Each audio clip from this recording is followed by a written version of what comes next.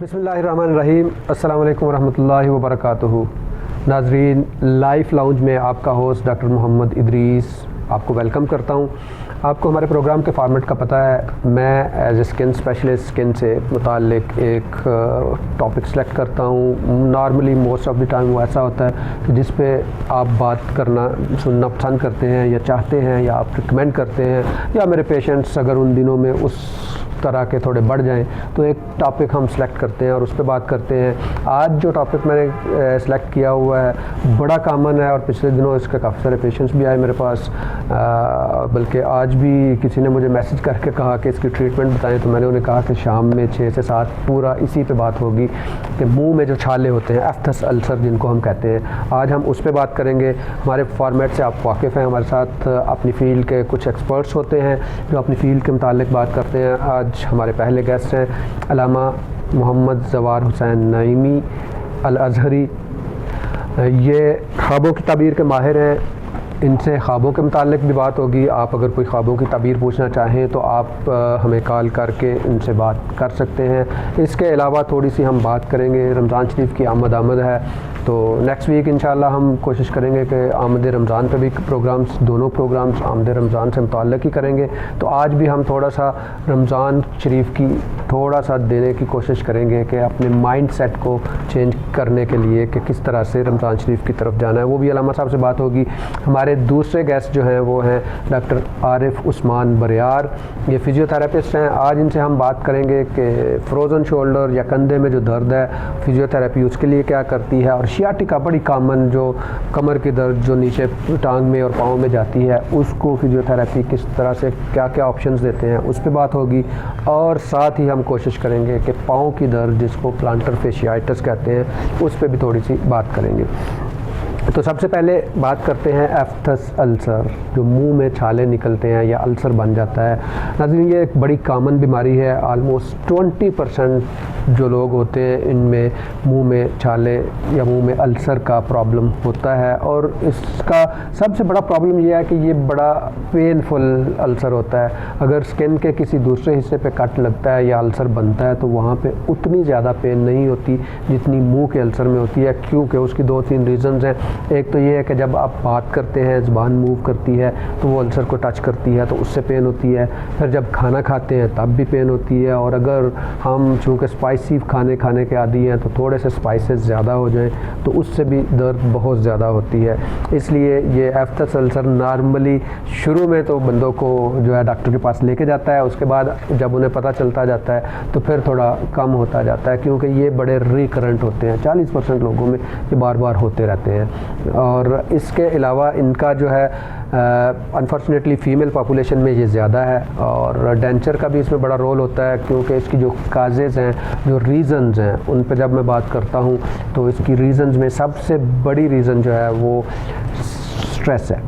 जो emotional stress कह लें या जो आपकी स्ट्रेस है, उसकी वजह से एफ्थस अल्सर बन के चांसेस बढ़ जाते हैं। दूसरी जो रीज़न है इसमें वो है ट्रॉमा। ट्रॉमा से मुराद क्या है कि खाना खाते हुए आप अपने ही अंदर का जो म्यूकोज़ा है उसको च्यू कर लेते हैं या बाइट कर लेते हैं, उस ट्रॉमा की वजह से होता है। या ब्रश करते हुए ट्रॉमा हो जाता है, क्योंकि ये बड़ी सॉफ्ट सी सरफेस होती है। इसके अलावा कुछ बीमारियां होती हैं, इंटरनल बीमारियां, उनकी वजह से भी, जैसे अल्सरेटिव कोलाइटिस है या क्रोन डिजीज़ है, उनकी वजह से हो सकता है। कुछ फूड की डेफिशिएंसीज़ होती हैं, न्यूट्रिशनल डेफिशिएंसीज़ जिसको हम कहते हैं, और विटामिन जिसमें बड़े इंपॉर्टेंट हैं, स्पेशली B12 और आयरन जो है, जो फौलाद है, उसकी कमी की वजह से भी मुंह में अल्सर बढ़ जाते हैं। इसके अलावा जैसे मैंने आपको बताया कुछ बीमारियां होती हैं, और कुछ इसके अलावा टूथपेस्ट जो हैं उनमें भी अगर कोई ख़ास केमिकल एक होता है वो हो तो उससे भी बढ़ जाता है। इसके अलावा जो चॉकलेट्स है, जो बच्चे बड़े चॉकलेट्स के शौकीन होते हैं, उनसे माजरत के साथ कि चॉकलेट भी डॉक्यूमेंटेड यही है कि इसकी वजह से बढ़ जाता है। तो इस पर हम पूरे प्रोग्राम में बात करेंगे। आइए हम अपने मेहमानों की तरफ भी बढ़ते हैं। अस्सलाम वालेकुम अल्लामा साहब, क्या हाल है आपका?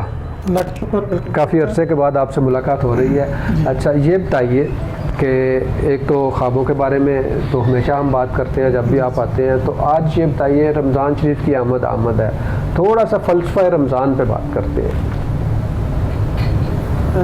फ़लसफ़ा रमज़ान में सबसे जो अहम चीज़ है माशाअल्लाह जी, वो सब्र और शुक्र।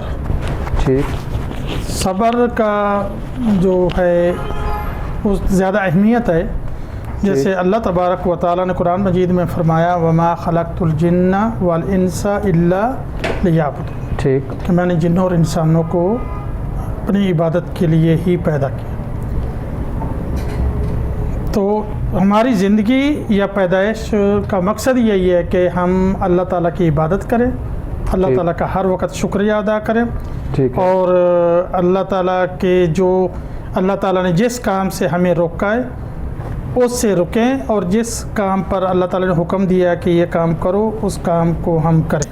सही, जी, ठीक, रोज़ा में अभी रमज़ान शरीफ चूँकि थोड़े चंद दिनों बाद उसकी आमद है और बड़ी खुशी से उसका हम वेलकम करेंगे इंशाअल्लाह। और उसमें सबसे अहम चीज़ जो हम रोज़ा रखते हैं उसमें सब्र और शुक्र ही है। तो एक आम आपको मिसाल डॉक्टर साहब देता हूँ जी, जी, कि जब हम रोज़ा रखा हुआ है या कोई फ़र्द घर में अकेला है और फ्रिज में अनवा व अक़साम की सारी चीज़ें मौजूद है, घर में कोई भी नहीं है और वो अगर चाहे तो वो खा ले, सही, क्यों नहीं खाता वो फ्रिज से निकाल कर, कि अल्लाह ताला देख रहा है। सही, जी, बिल्कुल सही। इसी तरह अगर हम हर गुनाह या हर वो अमल जो अल्लाह ताला को पसंद नहीं करते वक्त ये समझ लें कि अल्लाह ताला हमारी ये हरकत हमारा ये गुनाह अल्लाह ताला देख रहा है, तो कभी भी हम गुनाह की तरफ जी, कदम वो ना उठाएं। मैं कहता हूँ कि रमज़ान हमेशा एक रिफ़्रेशनर कोर्स की तरह भी आता है। इस पे हम बात करेंगे डिटेल में इंशाल्लाह ब्रेक के बाद। अभी ब्रेक का टाइम होता है। नाजरीन हमारे साथ रहिएगा, आज बड़ी इंटरेस्टिंग और बड़ी फ्रूटफुल गुफ्तगू होने वाली है। मिलते हैं एक ब्रेक के बाद।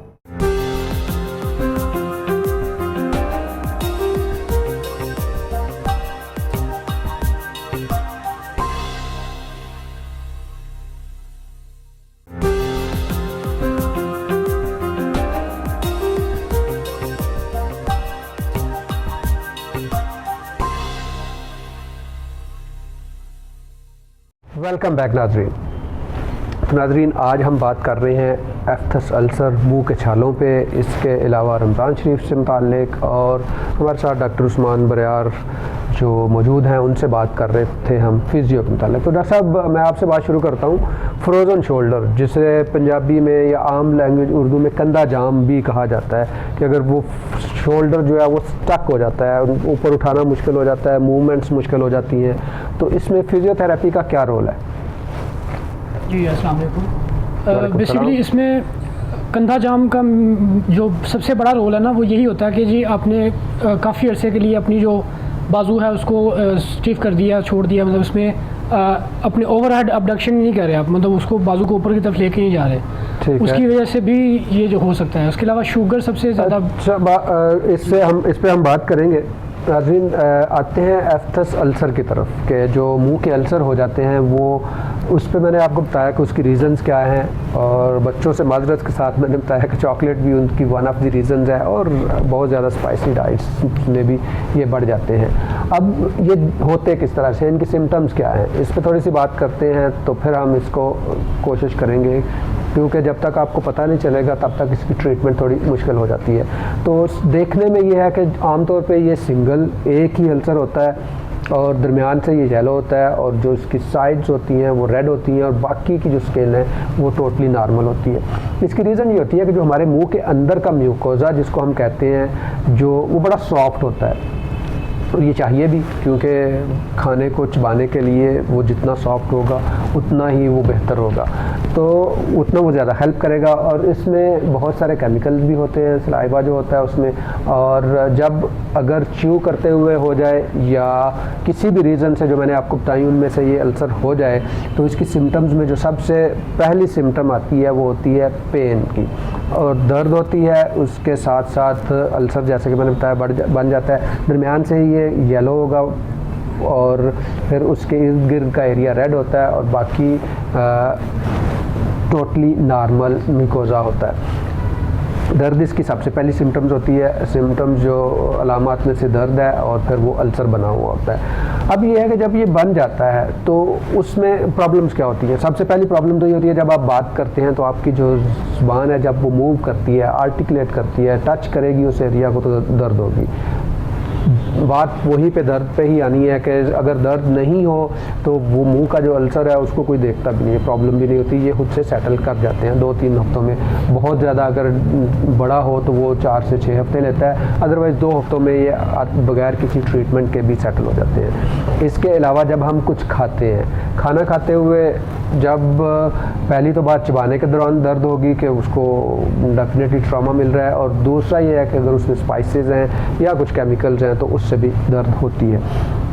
अब इसको डायग्नोज किस तरह से करते हैं, किस तरह से ये देखा जाएगा कि ये एफ्टस अल्सर्स ही हैं। अब कुछ बीमारियां ऐसी होती हैं जो जिनको देखना इसके लिए बड़ा इंपॉर्टेंट होता है। जैसे मैंने आपको इसकी रीज़न्स में बताया कि पेट की कुछ बीमारियां होती हैं, आंत की बीमारियां होती हैं, इसी तरह से वाइटामिन्स की डेफिशिएंसी है, फौलाद आयरन की डेफिशिएंसी है। तो अगर ये हो तो उनको भी डेफिनेटली उसके लिए ब्लड टेस्ट होते हैं। वैसे इसकी डायग्नोसिस नॉर्मली क्लिनिकल होती है। जब डॉक्टर देखेगा फेस, जब मुंह खोल के देखेगा तो उसमें आप वो अल्सर टिपिकल नज़र आता है तो उसको डायग्नोज कर लिया जाता है। तो इसके बाद जो आगे जाके इसके बाकी के डायग्नोसिस के लिए कौन कौन से टेस्ट हैं वो हम नेक्स्ट सेगमेंट में डिस्कस करेंगे। अभी आरिफ साहब की तरफ चलते हैं। डॉक्टर आरिफ से पूछते हैं कि आप बात कर रहे थे फ्रोज़न शोल्डर पे, तो उसके लिए फिजियोथेरेपी के ऑप्शंस की डिस्कशन हो रही थी, जी बताइए। सबसे पहले तो हमने जो मसल्स हैं उनको थोड़ा सा हीटअप करना है। इससे ये होता है कि वो जो मसल्स हैं वो इंजरी जो है उसमें पेन कम होती है फिर उसमें। दूसरा फिर उसके अलावा उसकी जो रेंजेस हैं उनको हम चेक करते हैं कि वो फ्रंट पे कितना उठा सकते हैं और बैक साइड पे कितना और साइडों पे कितना उठा सकते हैं। उनकी रेंजेस फिर हमने उस पर लेके चलनी है। उसके अलावा क्योंकि ये ह्यूमरस का जो हेड है वो इम्पिंज होने की वजह से ऐसे हो रहा होता है कि इसकी रेंजेस जो है वो कॉम्प्रोमाइज़ होती हैं। तो उसको हमने फिर थोड़ा ट्रैक्शन दे के सर्कमडक्शन वाली मूवमेंट के साथ हमने उसको थोड़ा रिलीज़ करना होता है। ठीक। इससे ये होता है कि जो कंधा है काफ़ी हद तक जो है उसकी पेन भी रिलीफ होती है और उसकी जो रेंजेस हैं वो भी काफ़ी हद तक हम अचीव कर लेते हैं। ठीक। अच्छा नाज़रीन, फ्रोज़न शोल्डर पे थोड़ी सी मैं बात करता चलूँ कि फ्रोज़न शोल्डर होता क्या है और इसके क्या क्या जो रिस्क फैक्टर्स हैं। नॉर्मली ये डायबिटिक्स में बहुत ज़्यादा होता है, शुगर वालों में। अगर कंधे की मूवमेंट, इसमें 2 चीज़ें आप जहन में रखें, अगर बालों में कंघी करते हुए या ऐसे करते हुए आपको दर्द हो तो ये सीधी सीधी बात है कि ये फ्रोज़न शोल्डर ही होगा। इसके अलावा आपकी मूवमेंट्स बड़ी इंपॉर्टेंट है। बाज़ औक़ात कुछ आदतन या सोते हुए जो है ना इसकी मूवमेंट्स ही नहीं करते और ऐसी पोजीशन दे देते हैं कि उसकी वजह से ये फ्रोज़न हो जाता है। अब इसके लिए मैं हमेशा से ये कहता हूँ कि सबसे जैसे ही आपको लगे कि दर्द हो रही है तो जो बेस्ट ऑप्शन है वो फिजियोथेरेपी ही होता है और शुरू में ही होता है। जितनी जल्दी आप शुरू करेंगे मूवमेंट्स रिस्टोर हो जाती हैं। अगर आप इसको लेट कर दें तो फिर बाज़ औक़ात इंजेक्शन लगाना पड़ता है जॉइंट के अंदर, और अगर फिर भी उससे भी ठीक नहीं हो तो इसकी सर्जरी भी करनी पड़ सकती है।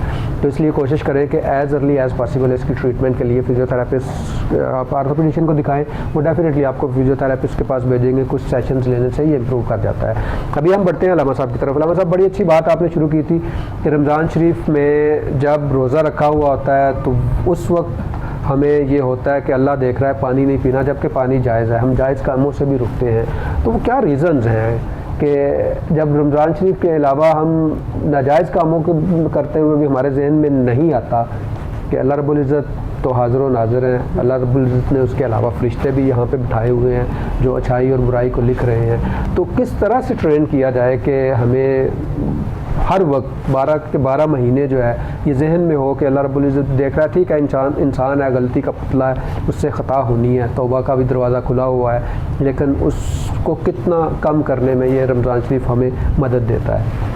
इस बात को बुनियादी तौर पर मैं एक बात शुरू करता हूँ कि हज़रत इब्न मसूद रज़ियल्लाहु ताला अन्हु से रिवायत है कि नबी पाक सल्लल्लाहु अलैहि वसल्लम ने फरमाया, इज़ा लम तस्तही फस्ना मा शित।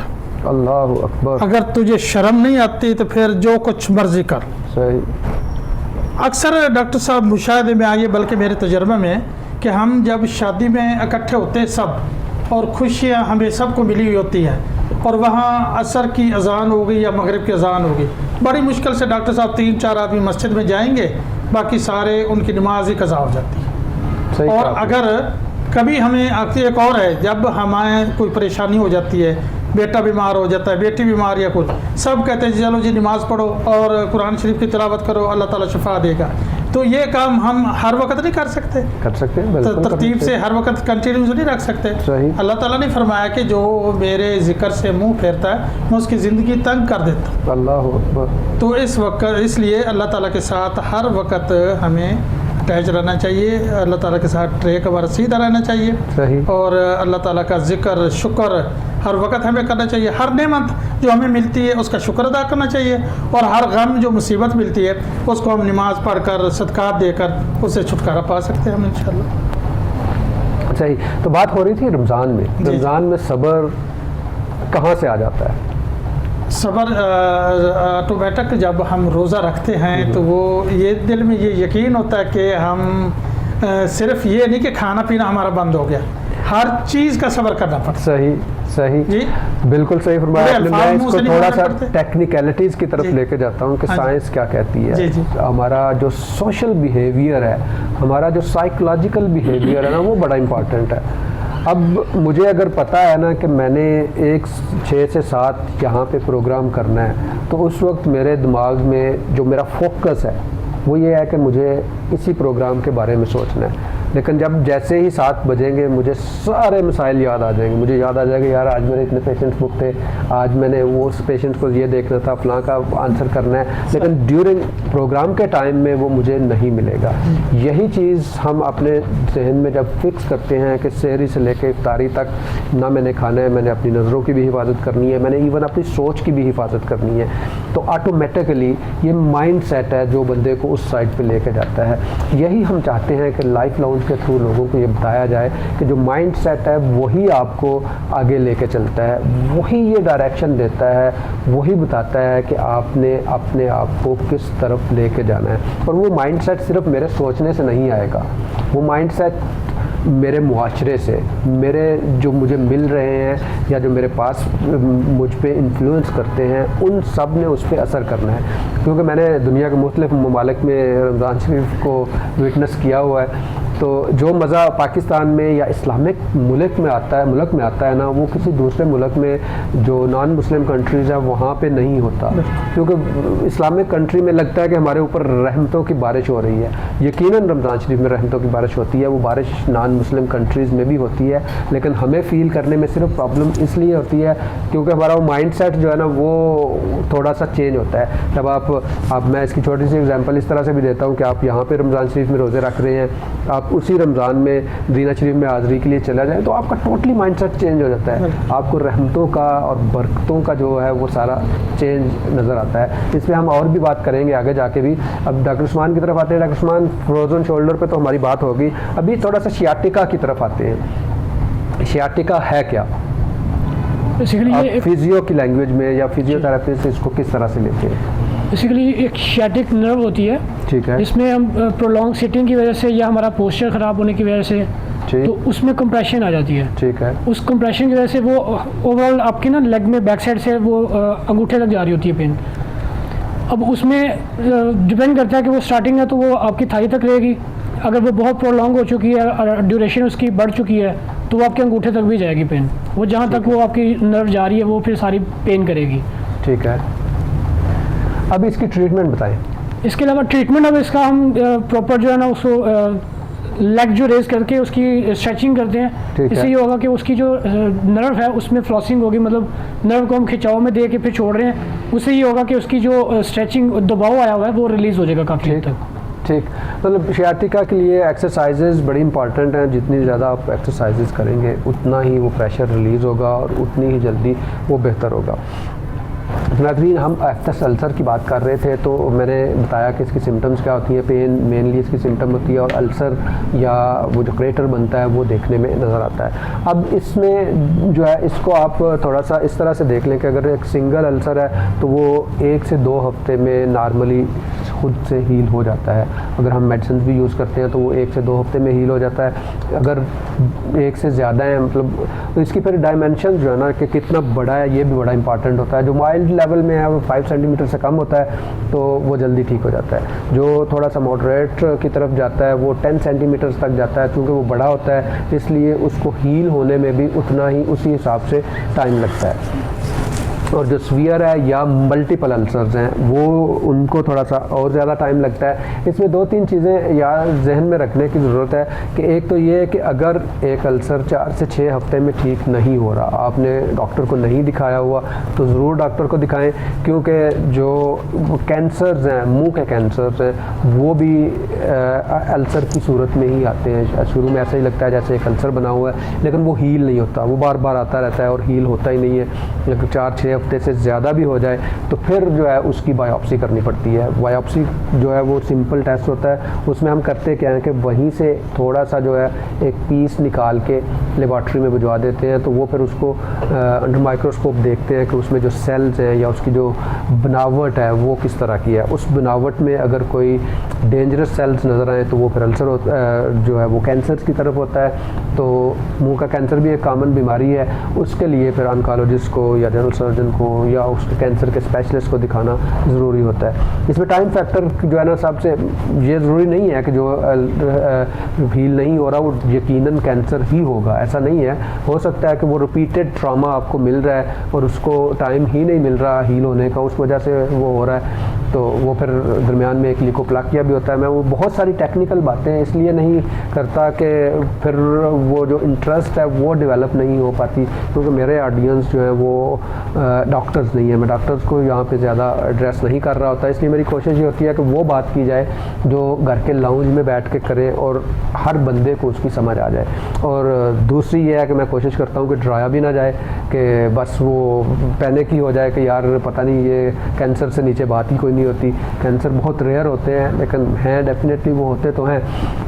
तो इसको डायग्नोज करने के लिए मैंने जैसे कि बताया कि सबसे पहले तो ये है कि क्लिनिकल है और डॉक्टर को दिखाएंगे तो वो देख के बता देगा कि ये एंग्री लुकिंग या डेंजरस नहीं है। दूसरा ये है कि जो बीमारियां हैं जो मैंने रीजंस बताई, जैसे विटामिन B12 देखना होता है इसमें, फिर ब्लड के टेस्ट में, और आयरन को देखते हैं हम। इसके अलावा कोई और डेफिशिएंसीज तो नहीं है। फिर सीलिएक डिजीज़ या दूसरी जो बीमारियाँ हैं उनके स्पेसिफिक टेस्ट होते हैं, वो टेस्ट करके हम देख सकते हैं कि उसमें ऐसा कुछ है कि नहीं है। अगर अल्सर हो तो फिर उसकी ट्रीटमेंट उन्हीं लाइंस पे की जाती है जो कि हम अगले सेगमेंट में इंशाल्लाह उसकी ट्रीटमेंट भी डिस्कस करेंगे। अब आते हैं अलामा साहब की तरफ। जी अलामा साहब, सब्र पे बात होगी, ठीक है। शुक्र और सब्र में किस तरह से रमज़ान हमें सिखाता है? रमज़ान को मैंने कोशिश करनी है कि जो हम रमज़ान पे भी प्रोग्राम्स करें उनमें हम एज ए रिफ्रेशनर कोर्स लें। रिफ्रेशनर कोर्स ये होता है कि वो चीज़ें जिनका हमें पता है कि ये हमने करनी है लेकिन वो दिमाग से निकली हुई हैं, वो चीज़ें हमने याद दिलानी है कि देखें अगर रमज़ान शरीफ में हम एक जायज़ काम से अल्लाह के हुक्म से रुक रहे हैं ना, तो रमज़ान शरीफ के बाद भी हमें एक नाजायज़ काम से अल्लाह रब्बुल इज़्ज़त ने रोका हुआ है, हमें उस पर रुकना है। जितना डर हमें रमज़ान शरीफ में है उतना ही तब भी होना चाहिए। अक्सर डॉक्टर साहब हम मसलन शॉपिंग कर रहे हैं जी, और शॉपिंग करते करते गुस्सा आ जाता है, गुस्सा बढ़ता बढ़ता वो गाली गलौज तक आ जाता है और वहाँ लड़ाई हो जाती है। रमज़ान शरीफ में चलो आगे पीछे तो चलो हो गया, रमज़ान शरीफ में कब से इससे बचा जाए। या वो बाज़ वालिदैन अपने औलाद पर गुस्सा करते हैं छोटी छोटी बातों पर, उसमें भी वो सब्र का मुजाहरा करे वालिदैन भी। ठीक है, ये जो है सब्र पे हम बात करते हैं ब्रेक के बाद, क्योंकि एक ब्रेक का टाइम हो रहा है तो ब्रेक लेते हैं और उसके बाद फिर इसी मौजू पर यहीं से बात शुरू करेंगे।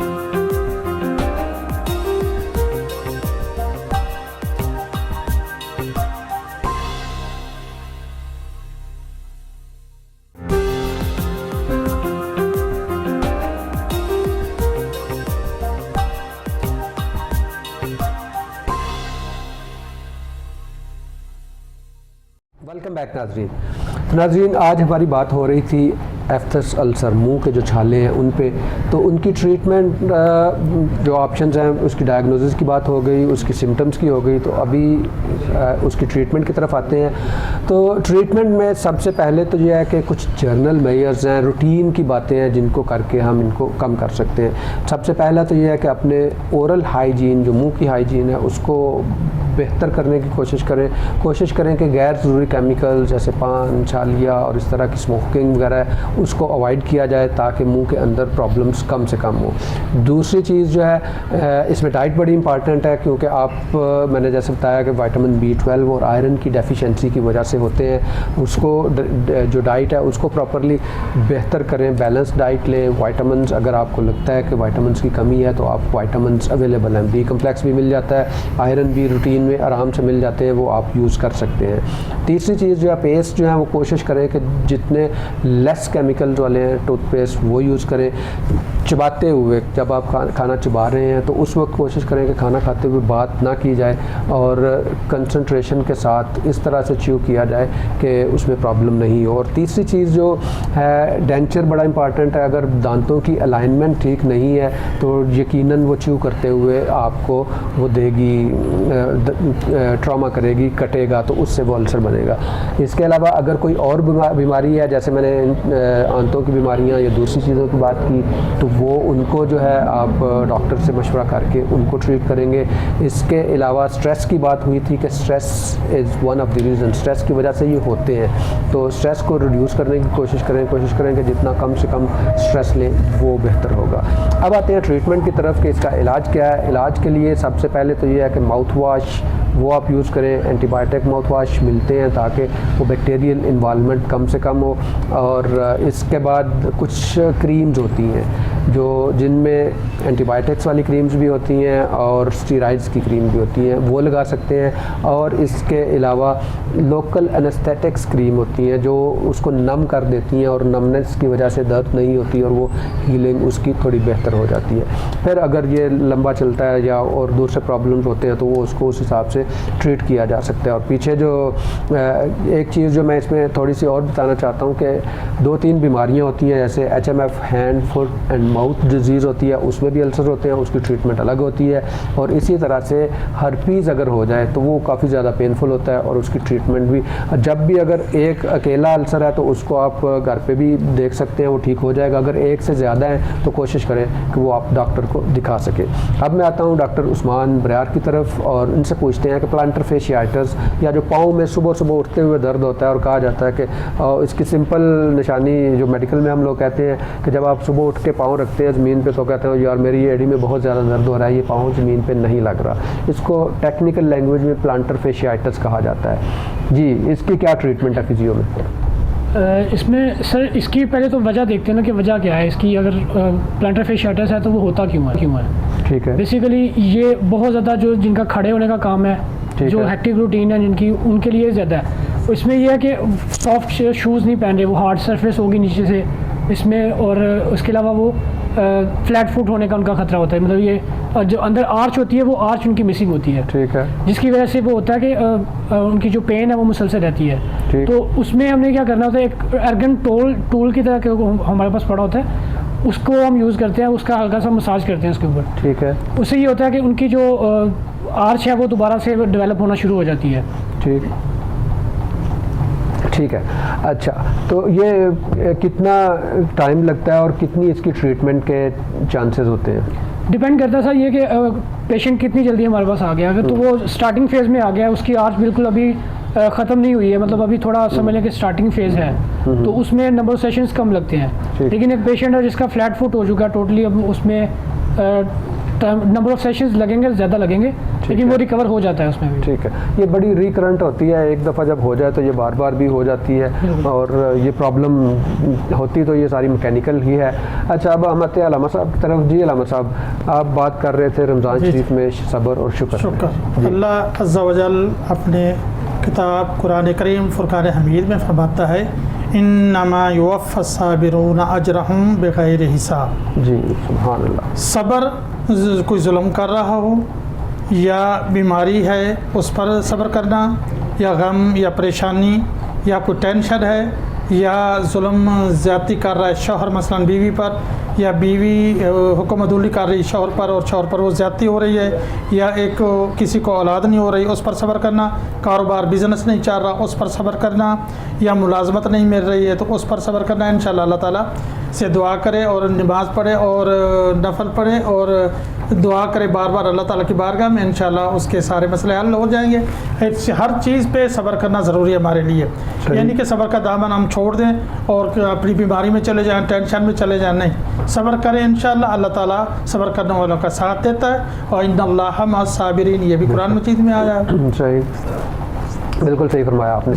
नाज़रीन, आज हमने बात की मुंह के छालों पे और ये क्यों होते हैं इस पर डिटेल गुफ्तगू करने की कोशिश की। मैं इसको थोड़ा सा समराइज़ करूँ, सम अप करूँ कि अगर एक सिर्फ अल्सर बनता है तो उसको आप खुद से भी ट्रीट कर सकते हैं, 1 से 2 हफ्ते में वो ठीक हो जाता है। और ये देखने में दरमियान में से आपको येलो नज़र आएगा और फिर उसके गिर्द एक रेड सा सर्कल बनेगा और बाकी का एरिया ठीक रहता है। इसकी जो रीज़न बताई मैंने उसमें ये था कि stress is one of the most common reason, और डाइटरी डेफिशिएंसीज़, वाइटामिन्स की डेफिशिएंसीज़ हो सकती हैं, मैकेनिकल ट्रॉमा हो सकता है और कुछ बीमारियां हो सकती हैं। तो अगर ये अल्सर 1 से 2 हफ्ते में ठीक नहीं हो तो उस सूरत में डॉक्टर को दिखाना बड़ा इंपॉर्टेंट है ताकि वो प्रॉपर डायग्नोज करके उसको जो उसकी प्रॉपर ट्रीटमेंट है वो दे सके। हमारे साथ डॉक्टर उस्मान बरियार से थे जिन्होंने हमें फिजियोथेरेपी के मतलब बताया कि फ्रोज़न शोल्डर में अगर कंधा जो है उसकी मूवमेंट्स में प्रॉब्लम आती है, या शियाटिका जो कमर की दर्द जो नीचे पाँव में जाती है, उसको किस तरह से फिजियोथेरेपी के और फिजियोथेरेपी के साथ हम बेटर कर सकते हैं। और साथ ही उन्होंने प्लांटर फेशियाइटिस के बारे में बताया, कुछ एक्सरसाइज बताई। बहुत बहुत शुक्रिया डॉक्टर उस्मान आपका कि आप तशरीफ़ लाए। और अलामा साहब ने हमारे साथ बात की रमज़ान शरीफ के मुतालिक। तो रमज़ान शरीफ के मुतालिक हम इंशाल्लाह अगले प्रोग्राम्स में भी बात करेंगे। रमज़ान शरीफ की आमद है हमारी तरफ से, आप सब लोगों को एडवांस में रमज़ान शरीफ की मुबारकबाद हो और कोशिश करें कि अभी से अपने आप को ट्रेन करने की कोशिश करें कि आप रमज़ान में जब एंटर हों तो आप उसकी फ्यूज़ व बरक़ात से मैक्सिमम और बेहतरीन तरीके से फ़ायदे उठा सकें।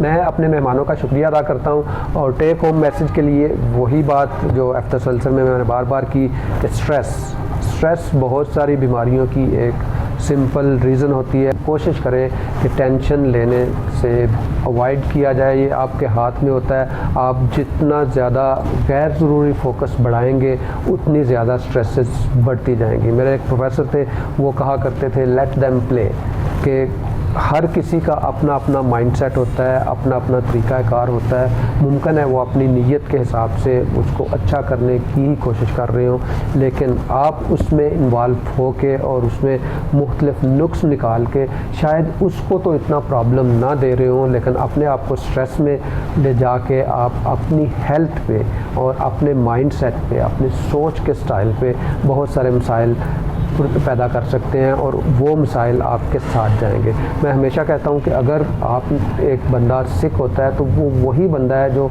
बेड पे जाके लेटेगा हॉस्पिटल के, कोई भी दूसरा उसकी जगह पे नहीं लेटने वाला। आईसीयू में भी वो खुद ही जाएगा।